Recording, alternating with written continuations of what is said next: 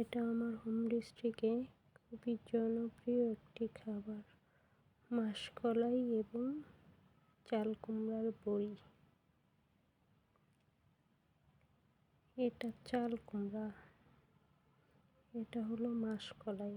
এটা ওভারনাইট ভিজায় রাখতে হয়, এরপর সুন্দর করে ধুয়ে ফেলতে হয়। এটার গায়ের থেকে সাবানের মতো অনেক ফেনা বের হয়, যার কারণে অনেক সুন্দর করে ধুতে হয়, ধুয়ে এটা পরিষ্কার করতে হয়। অবশ্য পুকুরের পানি দিয়ে পরিষ্কার করে, কারণ তাহলে টিউবওয়েলের পানি থেকে আপনার কালো হয়ে যায় কালারটা। পুকুরের পানিতেই অনেক সুন্দর হয়। এরপর এগুলো মেশিন থেকে আটা করে, অনেক সময় আমাদের অঞ্চলে বলে ঢেঁকি, ঢেঁকিতে এটা আটা তৈরি করে।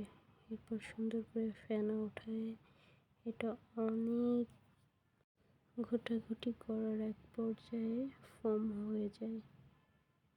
এরপর সুন্দর একটা জালিতে এভাবে ভরে দিতে হয়।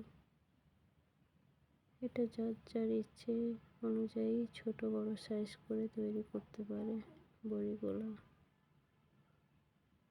এবং এটা প্রচুর রোদে শুকাতে হয়, রোদে না শুকালে ভালো হয় না, গন্ধ হয়ে যায়।